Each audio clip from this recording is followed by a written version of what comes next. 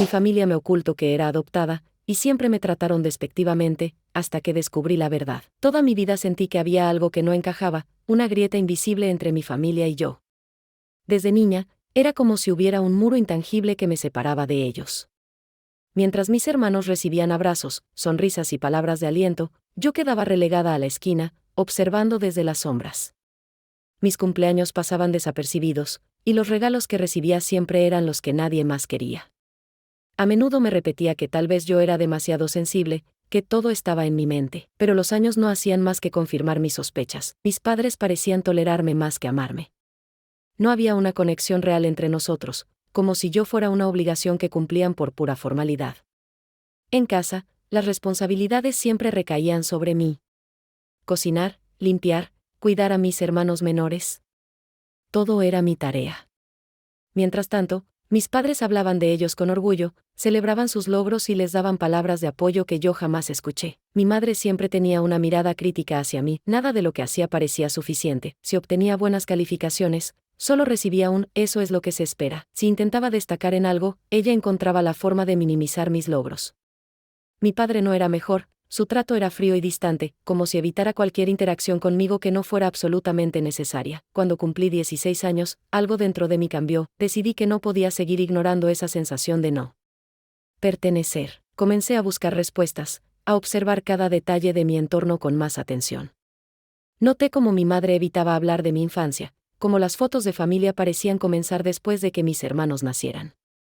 En ninguna de las imágenes antiguas aparecía yo. Un día, mientras limpiaba el ático por orden de mi madre, encontré una caja vieja y polvorienta.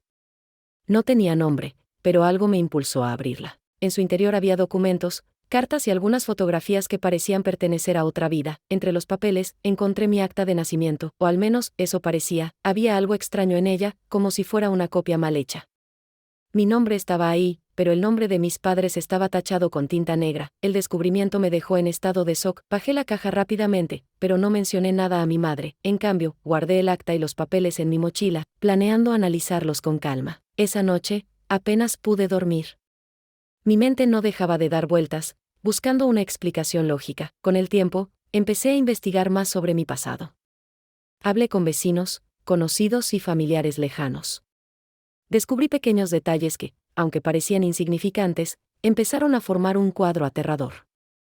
Comentarios como «no te pareces a tus padres» o «siempre me pregunté por qué eras tan diferente» se repetían con demasiada frecuencia. Cada palabra alimentaba mi ansiedad y mi necesidad de respuestas. Mi primera confrontación fue conmigo misma. ¿Y si lo que sospechaba era cierto? ¿Y si yo no era realmente parte de esa familia? La posibilidad me aterraba y me liberaba al mismo tiempo.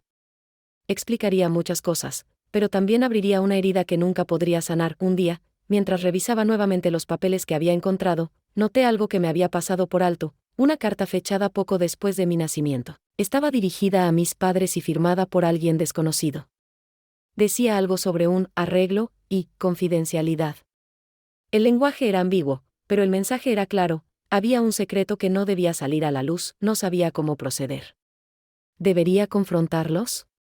¿Seguir investigando por mi cuenta? La incertidumbre me carcomía. Mientras tanto, el trato de mi familia hacia mí no cambiaba. Cada día era una lucha por mantenerme firme, por no dejar que su indiferencia me destrozara. Pero ahora, había una chispa en mí, una determinación de descubrir la verdad, sin importar el costo. Esa chispa sería el comienzo de un viaje que cambiaría mi vida para siempre. Los días posteriores al descubrimiento de aquella carta fueron una tormenta constante en mi mente. Cada palabra que mis padres pronunciaban, cada gesto, cada mirada evitada, parecía esconder algo más profundo. La duda se arraigó en mi corazón como una espina, y no podía detenerme. Necesitaba saber la verdad, aunque me destrozara por completo. Decidí que no podía abordar este tema directamente con ellos, no todavía. Mi madre era un muro de críticas y desdén, y mi padre siempre estaba ausente, tanto física como emocionalmente. Sabía que, si los confrontaba sin pruebas sólidas, negarían todo y volvería al punto de partida. Así que empecé a investigar a escondidas. Una noche, mientras mi familia dormía, bajé al despacho de mi padre. Era un lugar que rara vez se usaba, pero que siempre estaba cerrado con llave. Había observado durante semanas cómo escondía una copia de esa llave en un cajón de la cocina, y finalmente me armé de valor para tomarla. Mi corazón latía con fuerza mientras giraba la cerradura y abría la puerta. El despacho estaba oscuro, y un leve olor a humedad impregnaba el aire. Encendí una pequeña lámpara en el escritorio y comencé a buscar entre los cajones. Al principio no encontré nada relevante, solo documentos financieros y papeles de rutina. Pero entonces, en el fondo de un cajón cerrado con llave, encontré una carpeta con mi nombre escrito en la portada. Mis manos temblaban mientras la abría. Dentro, había más cartas, similares a la que encontré en el ático, pero mucho más explícitas. Una de ellas detallaba un acuerdo de adopción privado. Mis padres habían pagado a una mujer para quedarse conmigo. La carta mencionaba el nombre de la mujer, era alguien que no conocía, pero al mismo tiempo, sentí que ese nombre resonaba en algún rincón de mi memoria. Había también fotografías, muchas de ellas borrosas o maltratadas, pero en una de ellas vi claramente a una mujer joven con un bebé en brazos. Ese bebé era yo. No podía creer lo que veía. Esa mujer tenía ojos como los míos, algo que siempre sentí que no compartía con mi familia. Era evidente que ella era mi verdadera madre. Mi cuerpo entero temblaba mientras guardaba todo de vuelta en la carpeta. Salí del despacho y me encerré en mi habitación. Allí, lloré hasta quedarme sin fuerzas. Era cierto. Todo lo que había sospechado durante años era cierto. No era hija legítima de esa familia. Había sido comprada como un objeto, un arreglo sucio que mantenían en secreto. A la mañana siguiente, mi madre notó algo diferente en mí. Tal vez eran mis ojos hinchados o la tensión en mi voz, pero ella me lanzó una de sus miradas afiladas y me dijo que dejara de actuar como una niña dramática. Esa actitud solo alimentó mi ira. Decidí que tenía que encontrar a la mujer de las fotografías, la mujer que parecía ser mi madre biológica.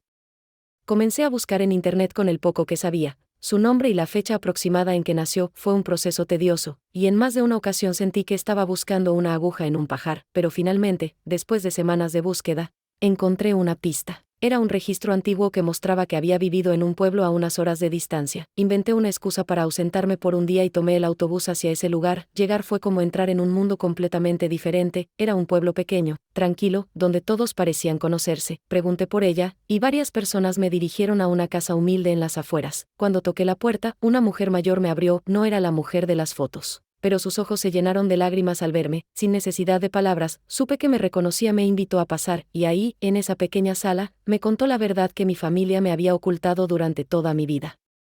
Mi madre biológica había sido una joven en una situación desesperada, sin apoyo y enfrentándose a una crisis económica. Había tomado la dolorosa decisión de darme en adopción. Según esta mujer, que resultó ser su hermana, ella había confiado en que sería una adopción legítima y amorosa. Pero lo que no sabía era que mis padres no querían un hijo por amor, sino para cumplir con expectativas sociales. Esa revelación me destrozó, pero también encendió una furia que no podía controlar. Volví a casa con la determinación de confrontar a mi familia. Ya no podía soportar un día más viviendo bajo su techo, rodeada de mentiras. La verdad tenía que salir a la luz, y estaba dispuesta a enfrentar las consecuencias, fueran las que fueran. Llegué a casa con la cabeza llena de emociones encontradas. Mi determinación era fuerte, pero el miedo seguía latiendo en el fondo de mi pecho. Abrí la puerta y los encontré en la sala, como si el mundo siguiera igual mientras mi vida se había derrumbado. Mi madre, sentada con su taza de té, lanzó una mirada de desaprobación hacia mi aspecto desaliñado. Mi padre estaba absorto en el televisor, como siempre, ajeno a todo lo demás. Respiré profundamente antes de hablar, pero mi voz salió firme y segura, como si cada palabra hubiera estado esperando demasiado tiempo para liberarse. Les dije que sabía la verdad, que había descubierto la adopción, las cartas y el acuerdo. Durante un momento, el silencio fue ensordecedor. Mi madre dejó su taza en la mesa, y mi padre finalmente apartó la vista de la pantalla. La reacción de mi madre fue inmediata, negación y desprecio. Me acusó de inventar cosas, de espiar donde no debía, pero mi padre, que siempre había sido el más callado, bajó la cabeza, incapaz de mirarme a los ojos. Eso fue suficiente para confirmarlo todo. Con los documentos en mano, les enfrenté, exponiendo cada mentira, cada secreto que habían intentado ocultar. Mi madre, siempre fría y calculadora, se levantó con un gesto de furia, pero su fachada de control comenzó a desmoronarse. Me confesó que nunca había querido tener hijos, que yo era simplemente una obligación que había aceptado para mantener las apariencias en su círculo social. Siempre supe que no eras como nosotros, dijo, su voz llena de veneno. Pero hicimos lo que pudimos por ti. No es nuestra culpa si nunca fuiste suficiente. Esas palabras fueron un golpe directo, pero también fueron la chispa que encendió mi determinación. Les dije que no quería nada más de ellos, que estaba lista para dejar atrás esa casa, ese ambiente tóxico que me había consumido durante tanto tiempo. Mi padre trató de intervenir, de justificar lo que había pasado. Dijo que había sido joven, que no había sabido cómo enfrentar la situación. Pero sus palabras eran débiles, vacías. No había excusa que pudiera borrar el daño que habían causado. Esa noche, hice mis maletas. Mientras recogía mis cosas, mi hermano menor, el único que siempre había sido amable conmigo, entró en mi habitación. Sus ojos estaban llenos de lágrimas. Me dijo que no sabía nada de lo que había ocurrido, que siempre había creído que éramos una familia normal. Le aseguré que él no tenía la culpa de nada, que siempre lo querría, pero que debía irme para encontrar la paz que tanto necesitaba.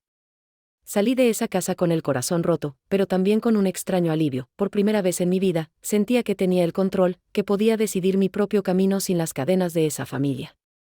Me mudé al pequeño pueblo donde vivía la tía de mi madre biológica. Allí encontré un nuevo comienzo. La mujer que me había recibido en su casa me ayudó a reconstruir mi vida.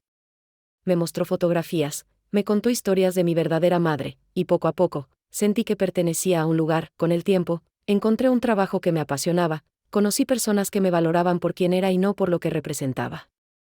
El peso de mi pasado no desapareció de inmediato, pero cada día se hacía más ligero. Mi familia trató de contactarme varias veces, especialmente cuando comenzaron a enfrentar problemas económicos. Mi madre, orgullosa como siempre, nunca pidió disculpas, pero su tono de voz era diferente.